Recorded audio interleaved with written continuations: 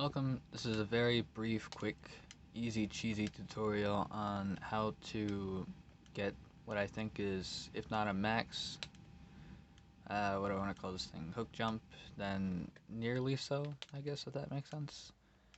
For this specific area, Snowhead. And I don't think there's anything real interesting that you can do with this as far as speedrunning goes anyways, but I figured I have a reliable enough setup, I might as well record it.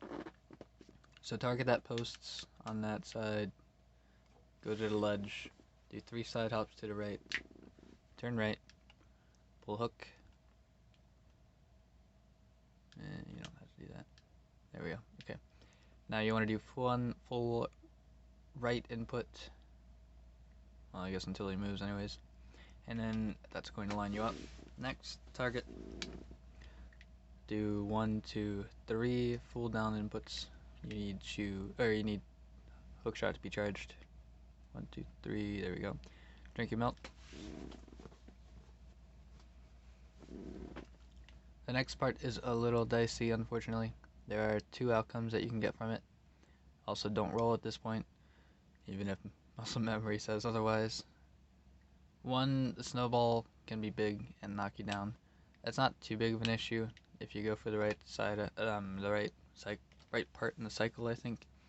The big issue for me, and it's something that can cost you like 50 to 150 units in height or something like that, which is, I think, it's either like half the pole or somewhere between half or the whole length of the height of the pole, not the length. Excuse me. It depends on whatever you setup you get here, so let's just see what I get. Oh, and so the wind is also a big thing here. I don't have my earphones in, I should have those in here. Take a little break before recording this, but there we go. Anyways, so with the wind, you have to be careful with not being able to use the hook shot because you're at a ledge and you're technically in a hover state. And when you're in a hover state, you're not allowed to fire the hook shot. So you have to do it between winds, or like right at the very end of the wind. So what you can do is use an audio cue for the wind and start pulling the hook shot out on that audio cue. I'm gonna go ahead and make a save state here, by the way. So to try to make this part consistent, I don't think it's a full method to do it, but awesome. Okay, so I did that in a bad cycle, obviously. Okay, and that's obviously not gonna work well. Bad execution.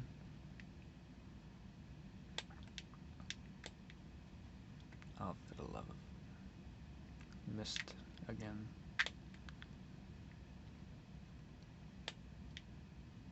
Alright, good enough. Okay, so what I like to do is kind of wait for about here-ish in the wind cycle. That should give you an okay... It's not really going to affect the height or anything, it's just how much the wind is blowing while you're doing your jump specifically. And obviously, the more the wind blows, the more to the left you're going to get blown. So it's still going to be RNG how much you get blown left. I'm pretty sure you have to get blown left a little bit, again, depending on the RNG. Anyways, while holding down and kind of back walking towards the ledge. Nice. Great. So I have to do this again. I have to focus on the trick, not the explanation part, sorry.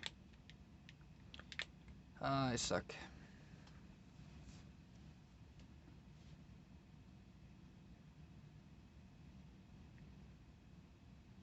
Still gonna be tight, but I meant to make a save state. No, buddy.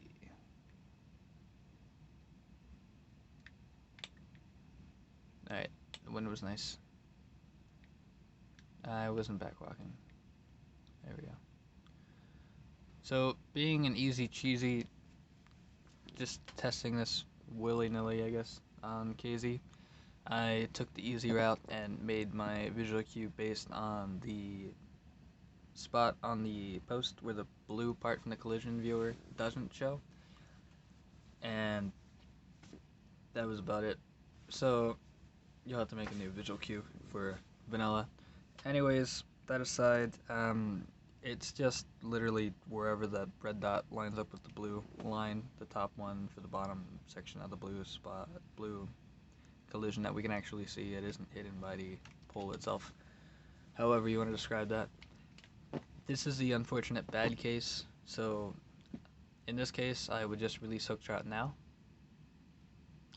assuming I don't pull it too early. Okay, this is the good case, and I definitely did not pull it too early because I just waited too long. So you can see the red dot is just barely below that line, that intersection of pole and blue, I guess. So if I were to hold down anymore, it would go above it. You don't want that. So instead, what you want to do is just hold down left for 3 frames specifically. The first 2 will be okay. They'll give you pretty decent ones. This one is just to max it out and give you another extra 150 or so, something about thereabouts units of height. It's going to be like 53 or I think it's going to be 54 extra. I don't want to go into science for this video. It's already long enough. Release hook. Duh. Oh, that actually was not going to be as high as the other ones. Oh well, something like that. For being such a bad area to work with, I'll take what I can get, I guess. Ooh, it's not going to work well. There we go.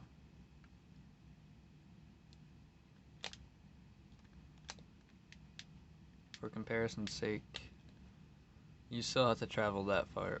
Nice angle. You still have to travel that far over just to get to the load zone with megas and what have you. You can get higher, much higher, like 2,500 I think. I just so happened to not have a good one. Yeah, so it was like, what, 48 I think. So I'm missing on 49 plus 50 plus 51 plus 52 plus 53 plus 54 units, which is about, what, that's going to be like 300 or something. I was not doing the math, and I don't really care to do it right now. I'm doing the math. So it was 48, so it's 49, 50, 51, 52, 53. Yeah, it's about 300 units there. It's easy anyways. Good luck, have fun. If you actually decide to do anything with this or just setup, it is mediocre at best because the surrounding spots are just so blech. Good luck, have fun.